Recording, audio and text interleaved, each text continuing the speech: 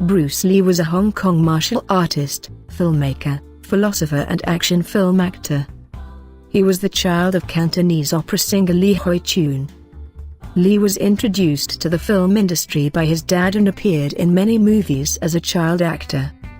The actor is considered by media, critics and commentators to be one of the most prominent martial artists of all time.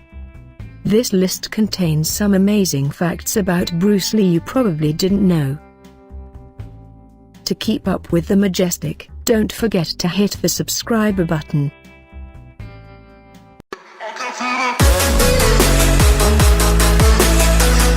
Born in San Francisco. Bruce Lee wasn't born in Hong Kong, he was actually born in Chinatown in San Francisco, USA. His father, Lee Hoi-Chuen, was of Chinese ancestry, whilst his mother, Grace Ho, was half Chinese, half Caucasian. Curiously, Lee was born in the year of the dragon, on the day of the dragon, on the hour of the dragon. Fate?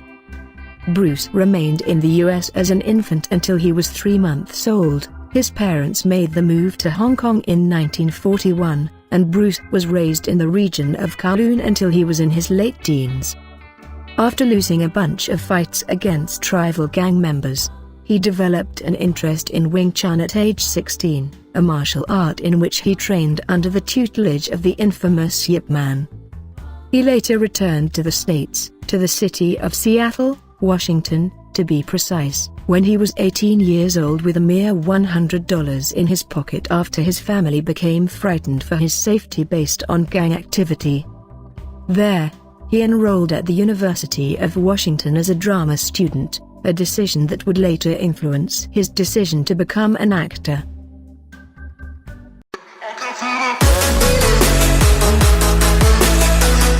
Terrible eyesight. When you think of Bruce Lee, you don't immediately think of somebody with terrible eyesight, you know, because of all that super precision martial artistry that he was into. And yet it's true, Lee had really poor eyesight, was nearsighted, and so struggled to see anything with total accuracy. This was partly one of the reasons that he got into Wing Chun, because it was a martial art with an emphasis on actual contact rather than sight.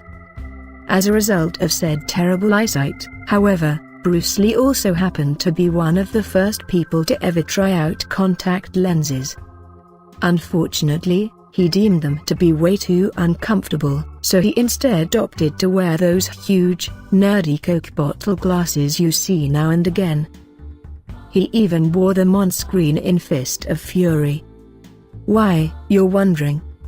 Well, apparently it had something to do with the fact that Lee liked to wear them occasionally to remind himself of his heritage and ancestry, and that he wasn't always a superstar with lots of money. This also meant that he avoided being shipped out to Vietnam during the war in 1963. He failed the medical. Who would have thought?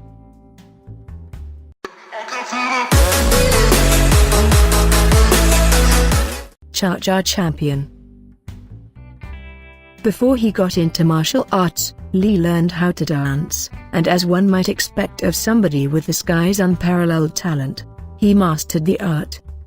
Originally, he got into dancing as a means to impress girls, but soon found out that he had a genuine knack for it. He also found that the skills needed for dancing fed into his later martial arts training. Eventually Lee became so good at dancing that he ended up entering the 1958 Hong Kong Cha-Cha dance contest, and was crowned champion. He was so good, even, that when he took the boat over to the United States, having fled as a result of getting into a fight with the son of a triad gang member, he made money teaching the passengers on board how to dance.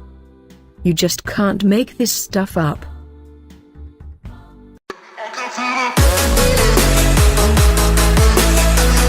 Trained George Lazenby, Steve McQueen and Roman Polanski to fight. Once Bruce Lee had made martial arts cool in the United States, everyone wanted in on it, everyone being a host of actors, directors and celebrities, some of whom you wouldn't have expected to be interested, or capable of learning, at all. Whilst Lee trained with some folk just for the sheer hell of it, he trained others in prep for particular film roles. One notable student was James Bond himself, George Lazenby, who, completely broke, was cast in the incomplete film Game of Death with a proposed salary of $100,000. Interestingly, it was Lazenby, who had been training with Lee in preparation for shooting, who was supposed to meet Lee for lunch on the day that he died by allergic reaction. Lee also trained the Great Escape star Steve McQueen, who was not only his student but one of his best friends, too. The weirdest student all, of course, was director Roman Polanski, Chinatown, who doesn't look like a martial artist at all. He, like McQueen, became good friends with Bruce Lee and clearly sought the opportunity for free lessons. Other notable celebrity students include James Coburn, Mike Stone, Joe Louis, Kareem Abdul-Jabbar and Chuck Norris. And speaking of Chuck Norris,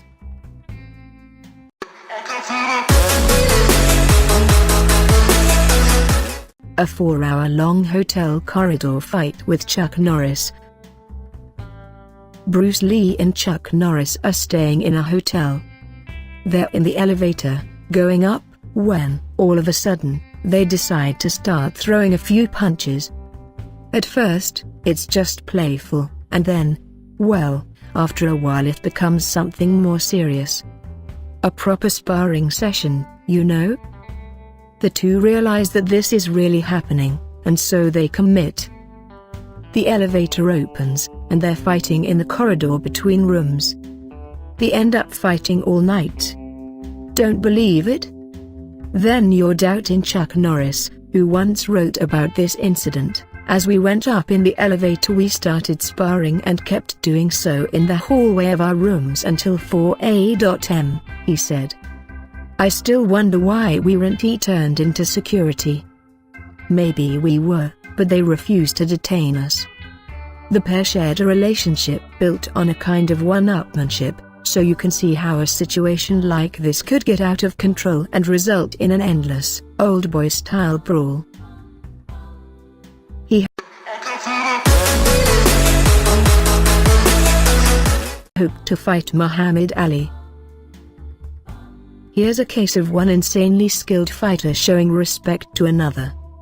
Because Bruce Lee really did have ambitions to fight Muhammad Ali at some point in his life, not because he hated the guy or thought himself to be stronger, but because he saw the boxer as a superior force. Lee was known to watch recordings of the great and unrivaled boxer in order to understand his fighting techniques. Everybody says I must fight Ali someday, Lee said on the subject.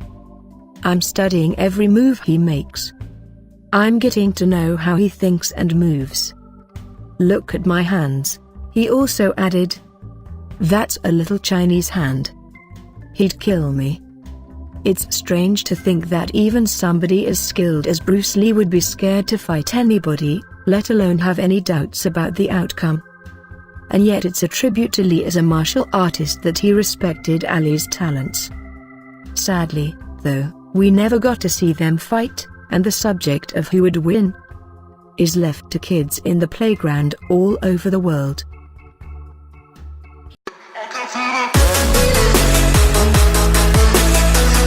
He started to carry a .357 Magnum everywhere once he got famous.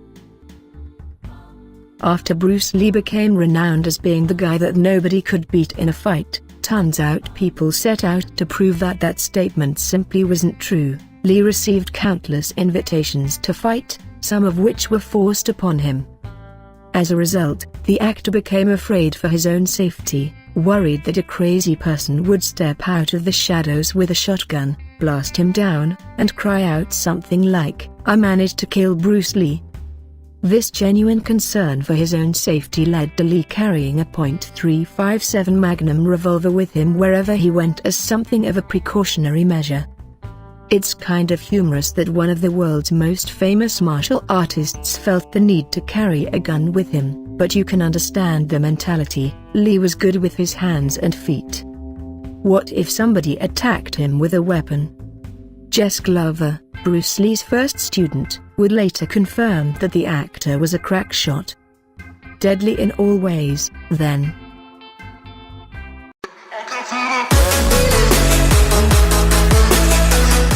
He used to train to the Mission Impossible theme. Everybody has their own personal workout tune. When it's time to get into shape, there's nothing more inspiring than a good theme song to get you motivated. Bruce Lee's training music, yes, even Bruce Lee had training music, happened to be the theme tune to Mission Impossible, the original TV show which later inspired the Tom Cruise film franchise of the same name. Dun dun dun dun dun dun dun dun. The theme, which was composed by the legend who is Lazenby, is one of the most iconic in all of cinema. When Bruce Lee met Sifrin, who composed the soundtrack for what is arguably Lee's greatest ever film, Enter the Dragon, he broke the ice by telling the composer that he often worked out to the Mission Impossible music. Must have loved that.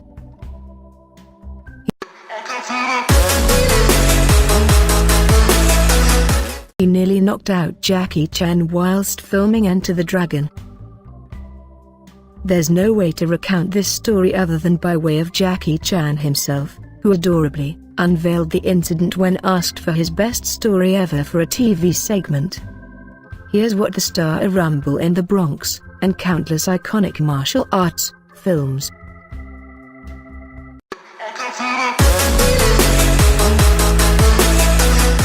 A wonderful poet and sketch artist. Bruce Lee wasn't just a physical force of nature, you know, he had a more artistic side, too. Which is to say, the man best renowned for punching and whacking folk with nunchucks also happened to be a keen poet. Yes, Bruce would often relax by sitting down and writing poetry, many of which can be read in his book The Tao of Jeet Kune Do. A man named John Little discovered 21 further poems in Lee's personal archives, and describes them as such. The poems are, by American standards, rather dark, reflecting the deeper, less exposed recesses of the human psyche. Many seem to express a returning sentiment of the fleeting nature of life, love and the passion of human longing.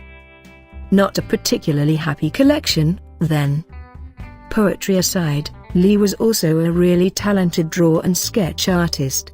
He loved to sketch martial arts-esque sequences, usually with characters caught in mid-battle. These would often inspire the scenes glimpsed in his motion picture ventures. So now you know, even if you're the best fighter on the planet, poetry and drawing still make for great pastimes. Thanks for watching. If you enjoy this video, click the like button, leave a comment and remember and click the subscribe and the bell to be notified about our next video.